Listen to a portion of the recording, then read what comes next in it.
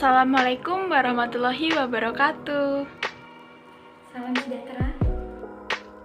Salam. Om Swastiastu.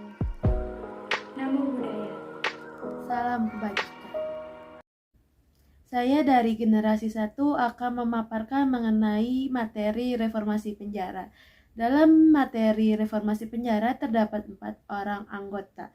Di antaranya saya sendiri yaitu Sekania Azhara Shihab, yang kedua Selly Nur Salam, yang ketiga Maharani Puturatri, dan yang terakhir ada Azahra Deva Infinity.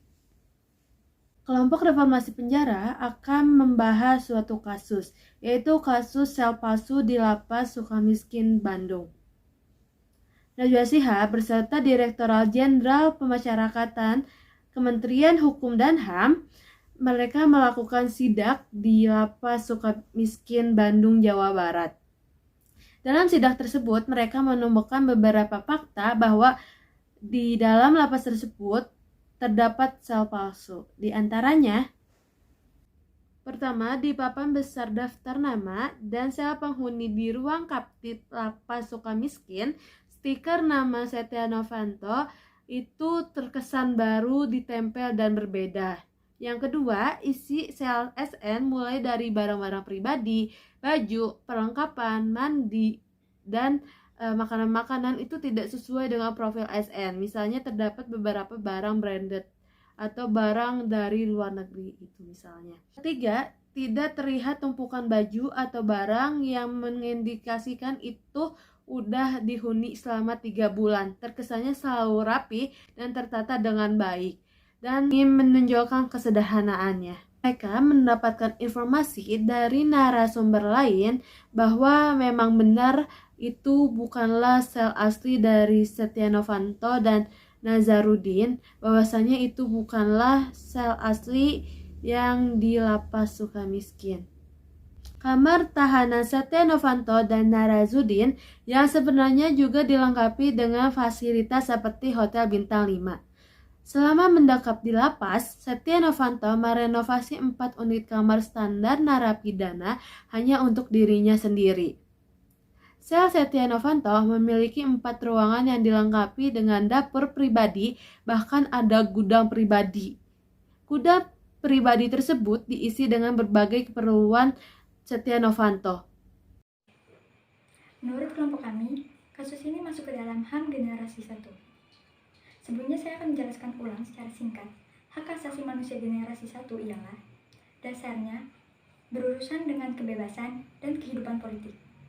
Dengan demikian, hak ini maksudnya hak sipil dan hak politik.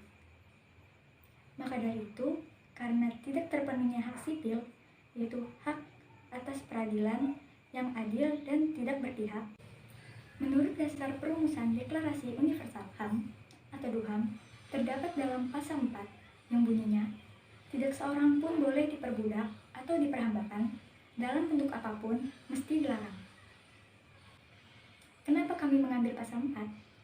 Karena contoh kasus mencerminkan bahwa narapidana SN menerima hukuman tidak sesuai dengan narapidana pada umumnya.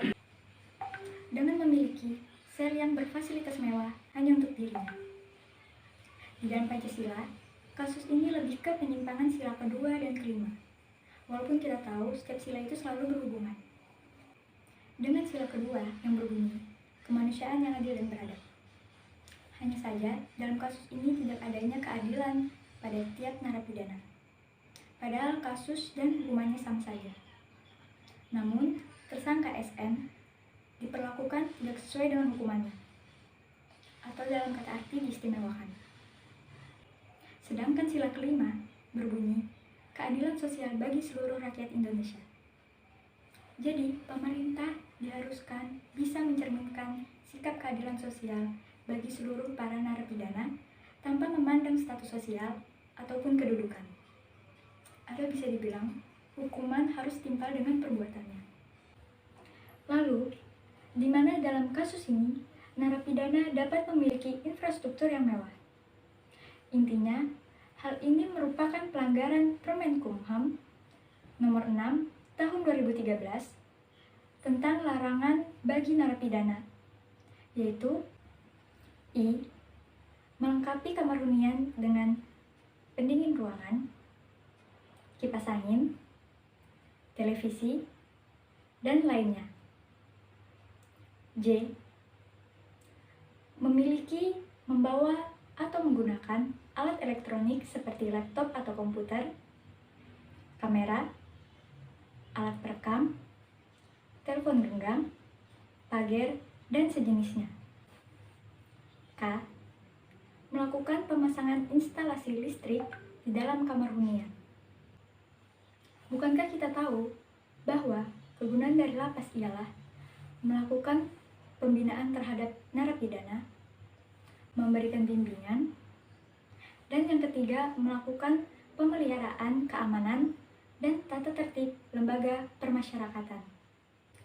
Jika para napi koruptor diperbolehkan memiliki fasilitas mewah, maka sama saja telah melanggar HAM generasi 1 dengan tidak terpenuhinya hak politik, yaitu hak untuk mendapatkan persamaan perilaku di depan hukum.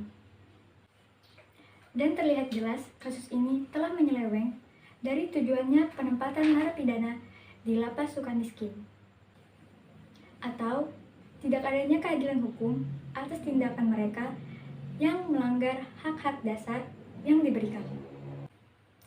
Adapun dalam praktik pekerjaan sosial, ini merupakan tantangan, dikarenakan masih banyaknya pelanggaran-pelanggaran hak asasi manusia berat atau biasa disebut genosida, yang melibatkan para penguasa atau pemerintah dan pejabat-pejabat tinggi. Perspektif HAM dalam tujuan kesejahteraan sosial, misalnya nilai kerja sosial, dalam keadilan sosial yang berhubungan dengan distribusi sumber. Dikarenakan adanya kesenjangan politik, maka pekerja sosial hadir dengan nilai egalitarian. Diharapkan dapat menangani dengan cara melakukan mediasi dan advokasi hukum agar adanya kesetaraan hak-hak hukum dalam kasus ini. Pada kasus ini juga melanggar beberapa peraturan tentang hak asasi manusia, baik di tingkat nasional maupun internasional. Yang pertama, kasus ini melanggar pembukaan Undang-Undang Dasar 1945, terutama pada alinea pertama yang berbunyi bahwa sesungguhnya kemerdekaan itu ialah hak segala bangsa, dan oleh sebab itu, maka penjajahan di atas dunia harus dihapuskan karena tidak sesuai dengan peri kemanusiaan dan peri keadilan. Pada kasus yang melibatkan koruptor kelas kakap ini, tentu sangat melanggar pembukaan Undang-Undang Dasar tersebut. Hal ini disebabkan oleh kasus itu juga dapat dikategorikan sebagai bentuk penjajahan dalam lapas yang dilakukan oleh SN terhadap tahanan lainnya. Meskipun tergolong kecil, namun segala bentuk penjajahan harus dihapuskan karena melanggar hak asasi manusia. Kemudian yang kedua, kasus ini melanggar pasal 7 Deklarasi Universal Hak Asasi Manusia yang menyatakan bahwa semua orang sama di depan hukum dan berhak atas perlindungan hukum yang sama terhadap setiap bentuk diskriminasi yang bertentangan dengan deklarasi ini, terhadap segala hasutan yang mengarah pada diskriminasi semacam ini. Nah, pada kasus ini, SN memiliki kedudukan dan perlakuan yang berbeda dengan tahanan lain pada umumnya. Dalam kasus tersebut, SN mendapatkan fasilitas yang istimewa dibandingkan tahanan lain pada umumnya, yang bahkan dapat dikatakan sebagai hotel, bukan sel. Kemudian yang ketiga, ialah melanggar pasal 10 Deklarasi Universal Hak Asasi Manusia yang menyatakan bahwa setiap orang dalam persamaan yang penuh berhak atas peradilan yang adil dan terbuka oleh pengadilan yang bebas dan tidak memihak dalam menetapkan hak dan kewajiban-kewajibannya, serta dalam setiap tuntutan pidana yang dijatuhkan padanya. Nah, pada kasus ini, jelas melanggar pasal tersebut. Dan anehnya lagi, perkara sel istimewa ini baru diketahui setelah kurang lebih 1 tahun dijatuhkannya vonis kepada SN. Tentunya terdapat pihak-pihak dalam yang terlibat pada kasus tersebut. Hal ini mencerminkan bahwa penegakan hukum dan HAM di Indonesia belum cukup baik. Banyak orang yang dengan mudahnya membeli hukum dan menindas orang lain, sekalipun dalam masa menjalani hukuman. Ini dapat dikatakan bahwa reformasi penjara yang terjadi saat ini di Indonesia menunjukkan kemajuan yang sangat pesat, bahkan melampaui batas wajar. Sebagai generasi penerus bangsa, utamanya mahasiswa, kita harus terus menjunjung tinggi hak asasi manusia dan hukum di Indonesia. Perlu diingat bahwa sesuai pasal 1 ayat 3 Undang-Undang Dasar tahun 1945 yang menyatakan bahwa Indonesia adalah negara hukum. Oleh sebab itu, kita harus terus berusaha untuk menghilangkan istilah hukum itu tumpul ke atas tajam ke bawah, atau hukum itu dapat dibeli. Beberapa alternatif solusi yang dapat dilakukan untuk menyelesaikan atau mengurangi permasalahan yang telah dijelaskan oleh teman-teman sebelumnya. Alternatif solusi yang pertama yakni melakukan perbaikan di dalam sistem pengawasan.